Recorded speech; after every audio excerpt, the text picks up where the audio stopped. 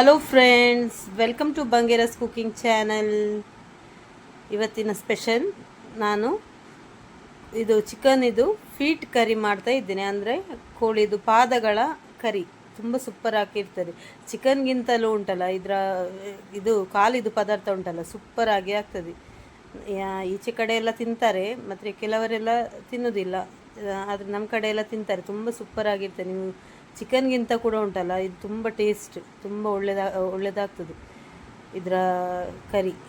ನೋಡಿ, ಇದರದೊಂದು ಕರಿ ತುಂಬ ಸೂಪರಾಗಿ ಬಂದಿದೆ. ಈ ಥರ ಒಮ್ಮೆ ಡಿಫ್ರೆಂಟಾಗಿ ಮಾಡಿ ತೋರಿಸ್ತಾ ಇದ್ದೇನೆ ನಾನು. ಕರಿ ಸೂಪರ್ ಆಗಿರ್ತದೆ, ಒಮ್ಮೆ ಟ್ರೈ ಮಾಡಿ ಫ್ರೆಂಡ್ಸ್. ಈ ಇಂಗ್ರೀಡಿಯೆಂಟ್ಸ್ ಎಲ್ಲ ರೋಸ್ಟ್ ಮಾಡಿ ಮಾಡುವಂಥದ್ದು. ಇದೇ ಇಂಗ್ರೀಡಿಯೆಂಟ್ಸಲ್ಲಿ ನಿಮಗೆ ಚಿಕನ್ ಕೂಡ ಮಾಡ್ಬೋದು. ಈ ಚಿಕನಿದು ಕಾಲಿಗಿಂತ ಚಿಕನ್ ತೆಗೆದು ಕೂಡ ಇದೇ ರೀತಿಯಲ್ಲಿ ಮಾಡ್ಬೋದು. ಇದೇ ಮಸಾಲ ತೆಗೆದು ಮಾಡ್ಬೋದು, ಸೂಪರಾಗಿರ್ತದೆ. ನೋಡಿ ಕಾಲು ನೋಡಿ, ಇದರಲ್ಲಿ ಯೆಲ್ಲೋ ಕಲರ್ ಸ್ಕಿನ್ ಇರ್ತದೆ ಮೇಲೆ. ಇದು ಎಲ್ಲ ಕ್ಲೀನ್ ಮಾಡಿಯೇ ಉಂಟು.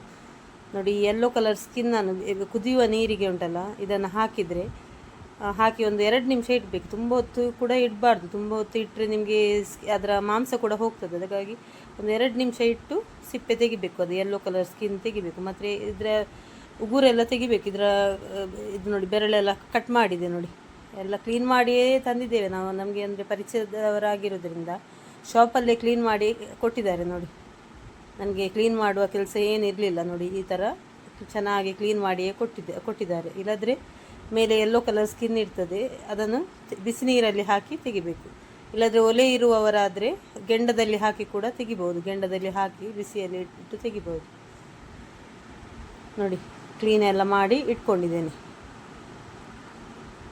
ಇದರದೊಂದು ಈಗ ಇದು ಮಾಡ್ತೇನೆ, ಕರಿ ಮಾಡ್ತೇನೆ. ನನ್ನ ಚಾನಲನ್ನು ಯಾರಾದರೂ ಸಬ್ಸ್ಕ್ರೈಬ್ ಮಾಡೋದು ನೋಡ್ತಿದ್ರೆ ಒಂದು ಸಬ್ಸ್ಕ್ರೈಬ್ ಮಾಡಿ ಫ್ರೆಂಡ್ಸ್. ವಿಡಿಯೋ ಇಷ್ಟ ಆದರೆ ವಿಡಿಯೋಗೊಂದು ಲೈಕ್ ಕೊಡಿ, ಸಪೋರ್ಟ್ ಮಾಡಿ. ನೋಡಿ, ಇಂಗ್ರೀಡಿಯೆಂಟ್ಸ್ ನೋಡಿ, ಒಂದು 10ರಿಂದ 12 ಇದು ಬ್ಯಾಡಗಿ ಮೆಣಸು ತಗೊಂಡಿದ್ದೇನೆ.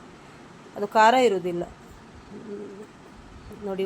2 ಟೇಬಲ್ ಸ್ಪೂನಷ್ಟು ಪೆಪ್ಪರ್, ಮತ್ತು 1 ಟೀ ಸ್ಪೂನಷ್ಟು ಬಡೆಸೊಪ್ಪು, 1 ಟೀ ಸ್ಪೂನಷ್ಟು ಜೀರಿಗೆ, ಒಂದು ಸ್ವಲ್ಪ ಮೆಂತೆ, 1/4 ಸ್ಪೂನಷ್ಟು, ಮತ್ತು 1.5 ಟೇಬಲ್ ಸ್ಪೂನಷ್ಟು ಕೊತ್ತಂಬರಿ.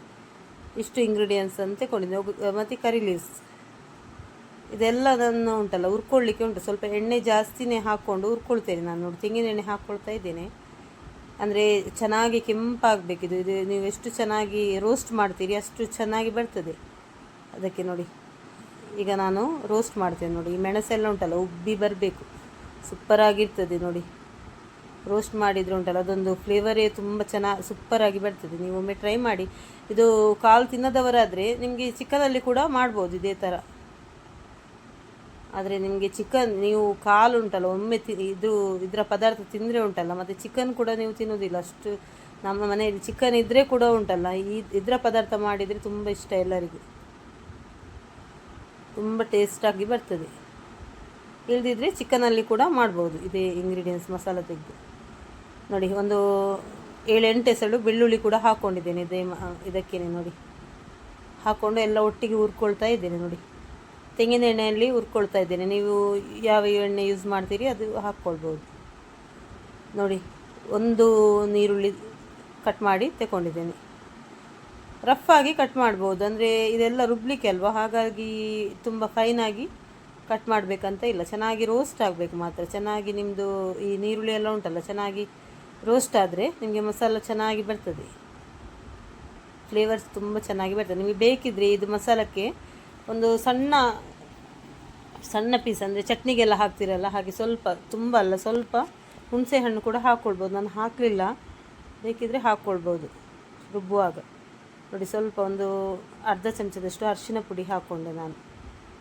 ಹಾಕ್ಕೊಂಡು ಎಲ್ಲ ಒಟ್ಟಿಗೆ ರೋಸ್ಟ್ ಮಾಡಿಕೊಂಡು ತೆಗೊಳ್ತೇನೆ. ಈಗ ಇದನ್ನು ಮಿಕ್ಸಿಗೆ ಹಾಕಲಿಕ್ಕೆ ಉಂಟು. ನಾನು ಇದರ ಎಣ್ಣೆಯನ್ನು ಹಾಕೋದಿಲ್ಲ. ಎಣ್ಣೆ ಮತ್ತು ಮಸಾಲಕ್ಕೆ ಬೇಕಾಗ್ತದೆ ನೋಡಿ. ಇದನ್ನು ರುಬ್ಲಿಕ್ಕೆ ಹಾಕ್ಕೊಂಡಿದ್ದೆ. ನೀರೆಷ್ಟು ಬೇಕು ನೋಡಿಕೊಂಡು ಹಾಕಿ ಗ್ರೈಂಡ್ ಮಾಡಿಕೊಳ್ಬೇಕು. ನೋಡಿ, ಎಣ್ಣೆ ಇಟ್ಕೊಂಡಿದ್ದೇನೆ ನೋಡಿ, ಫ್ರೈ ಮಾಡಿದ ಎಣ್ಣೆ ನೋಡಿ. ಇದು ಇನ್ನು ಒಗ್ಗರಣೆ ಇಡಲಿಕ್ಕೆ ಬೇಕಾಗ್ತದೆ ನೋಡಿ. ಮಸಾಲ ಪೇಸ್ಟ್ ಮಾಡ್ಕೊಂಡಿದ್ದೇನೆ ನೋಡಿ. ಈ ಥರ ಬಂದಿದೆ ನೋಡಿ, ಕಲರ್ ನೋಡಿ ಯಾವ ಥರ ಬಂದಿದೆ ಅಂತ ಮಸಾಲದು. ಇನ್ನಿದು ಮಸಾಲ ಫ್ರೈ ಆಗುವಾಗ ಇನ್ನೂ ಕೂಡ ಬೇರೆ ಕಲರ್ ಬರ್ತದೆ. ಡಾರ್ಕ್ ಕಲರ್ ಬರ್ತದೆ ನೋಡಿ. ಇದು ಎಣ್ಣೆ, ಫ್ರೈ ಮಾಡಿರುವಂಥ ಎಣ್ಣೆಯಲ್ಲಿ ಒಗ್ಗರಣೆ ಇಡ್ತಾ ಇದ್ದೇನೆ ನಾನು. ನೋಡಿ, ಮಣ್ಣಿನ ಪಾತ್ರೆ ತೆಕ್ಕೊಂಡಿದ್ದೀನಿ. ಅದಕ್ಕೆ 2 ನೀರುಳ್ಳಿ ಸಣ್ಣಗೆ ಚಾಪ್ ಮಾಡಿಕೊಂಡು ನೀರುಳ್ಳಿ ಹಾಕ್ಕೊಂಡಿದ್ದೀನಿ. ನೀರುಳ್ಳಿ ಆದಷ್ಟು ಸಣ್ಣದಾಗಿ ಚಾಪ್ ಮಾಡಿಕೊಂಡ್ರೆ ಚೆನ್ನಾಗಿರ್ತದೆ.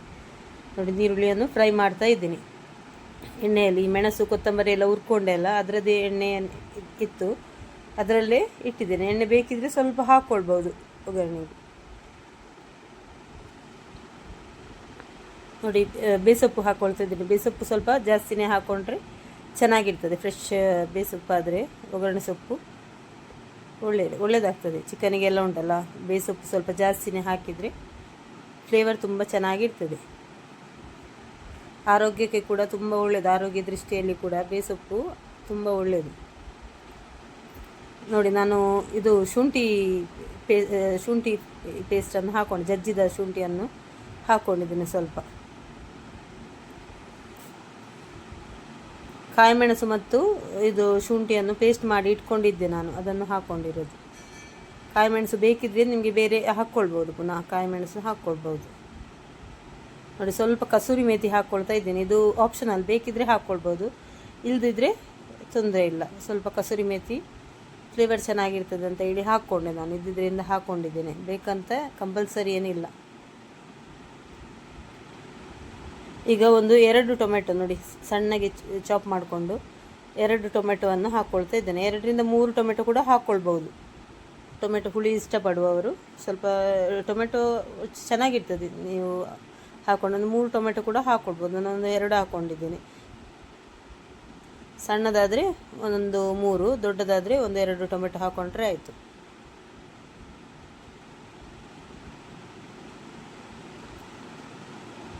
ಮುಚ್ಚಿಡ್ತೇನೆ ಸ್ವಲ್ಪ ಇದು ಟೊಮೆಟೊ ಎಲ್ಲ ಚೆನ್ನಾಗಿ ಬಾಡಲಿ ಅಂತ ಹೇಳಿ. ನೋಡಿ, ಟೊಮೆಟೊ ಎಲ್ಲ ಚೆನ್ನಾಗಿ ಬಾಡಿದೆ ನೋಡಿ. ವಿಡಿಯೋ ನೋಡ್ತಾ ಇರುವಾಗಲೇ ನನ್ನ ಚಾನಲ್ಗೊಂದು ಲೈಕ್ ಕೊಡಿ ಫ್ರೆಂಡ್. ವಿಡಿಯೋ ಇಷ್ಟ ಆದರೆ ಒಂದು ಲೈಕ್ ಕೊಡೋದನ್ನು ಮರಿಬೇಡಿ ವಿಡಿಯೋಗೆ. ನೋಡಿ, ಈಗ ಹಾಕ್ಕೊಳ್ತಾ ಇದ್ದೀನಿ, ಚಿಕನ್ ಕಾಳುಗಳನ್ನು ಹಾಕ್ಕೊಳ್ತಾ ಇದ್ದೇನೆ ನೋಡಿ.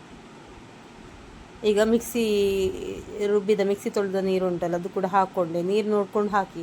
ನೀರು ಸ್ವಲ್ಪ ಹಾಕ್ಕೊಂಡ್ರೆ ಚಿಕನ್ ಇದು ಬೇಯಬೇಕಲ್ಲ, ಅದಕ್ಕಾಗಿ ನೀರು ಸ್ವಲ್ಪ ಜಾಸ್ತಿ ಹಾಕಿದರೆ ಏನು ತೊಂದರೆ ಇಲ್ಲ, ಚೆನ್ನಾಗಿ ಬೇಯಬೇಕು. ಇದೊಂದು ಸ್ವಲ್ಪ ಚೆನ್ನಾಗಿ ಬೆಂದ ಮೇಲೆ ಮಸಾಲ ಹಾಕೋದು, ಚೆನ್ನಾಗಿ ಬೇಯಲಿ.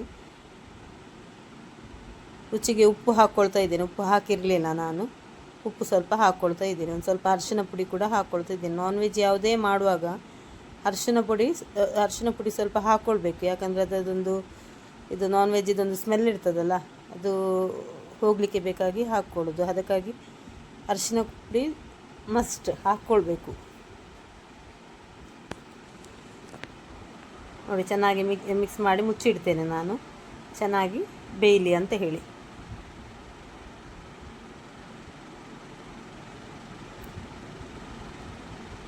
ನೋಡುವ ಈಗ ಬೆಂದಿದ ಅಂತ ನೋಡ್ತಾ ಇದ್ದೇನೆ ನೋಡಿ.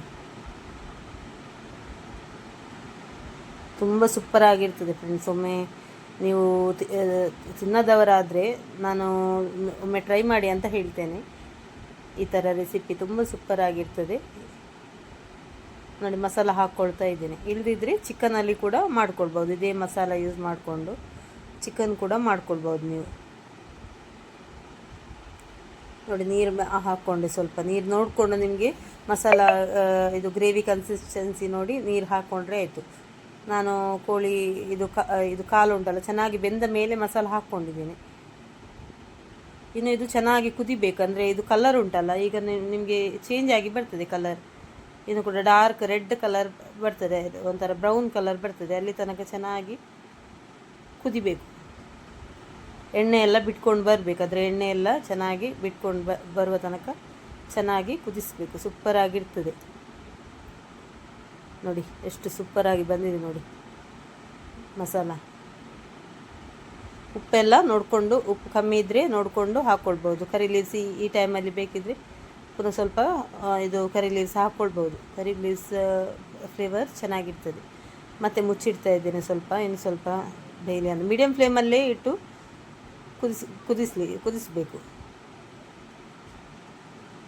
ನೋಡಿ. ಎಷ್ಟು ಸೂಪರಾಗಿ ಬಂದಿದೆ ನೋಡಿ.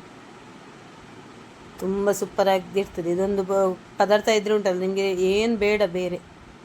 ನೋಡಿ, ಕೊತ್ತಂಬರಿ ಸೊಪ್ಪು ಹಾಕ್ಕೊಂಡು ಗಾರ್ನಿಷ್ ಮಾಡ್ಕೊಂಡಿದ್ದೇನೆ.